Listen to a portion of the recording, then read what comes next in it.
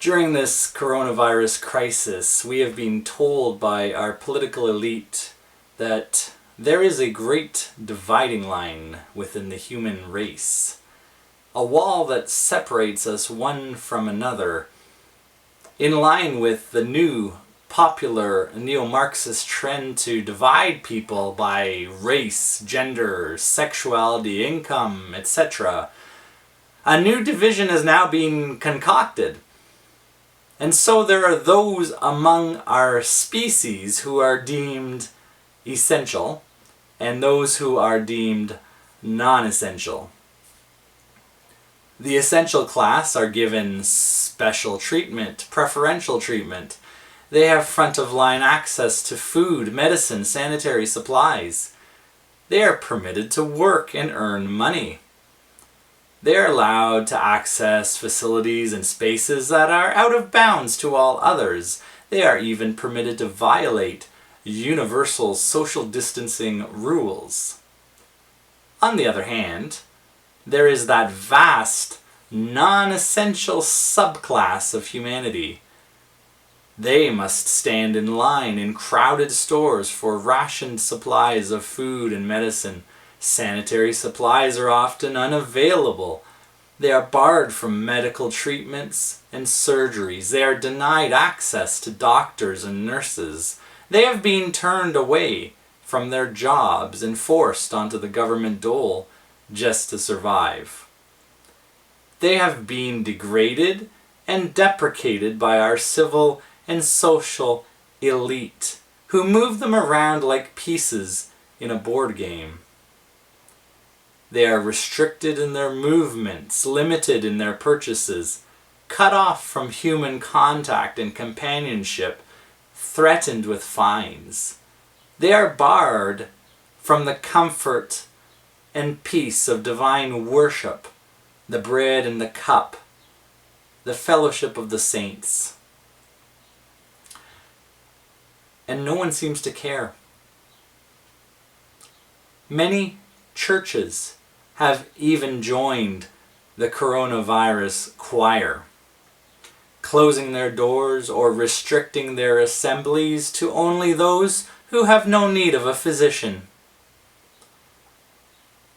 While protecting the vulnerable from sickness and safeguarding our public health are noble goals, worthy of our time, energy, and dollars, there is a higher consideration. The inherent value and dignity of every single human soul must always take precedence. Well, certain services, stores, and even purchases may be defined as essential or non-essential. There is something terribly wrong, terribly disturbing when we begin to casually class certain human lives as essential or non-essential. It speaks to a moral and spiritual disease deep in the heart of our society. When caring for the weak, we must never despise the strong. When fighting a virus, we must never pit one group of people against another.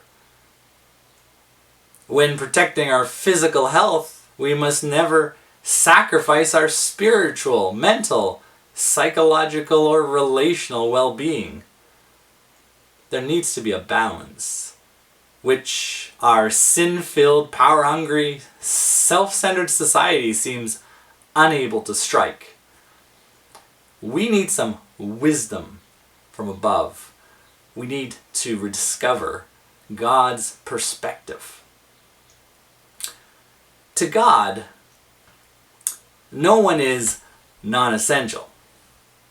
Every single soul is precious to Him. We are all a part of His plan and purpose, endowed with inherent rights, freedoms, gifts, and talents which no government can abrogate and no devil can destroy. We matter to God, and He loves us more than we can ever imagine. For those who trust in the Lord Jesus Christ, He even promises to dwell in our hearts and to guide us to a brighter future in a blessed hope. Consider what you mean to God. Even though you may be non-essential to our society's leaders and rulers, the Bible tells you the very hairs of your head are all numbered. Matthew 10:30. O Lord, you have searched me and known me. You know my sitting down and my rising up. You understand my thought afar off.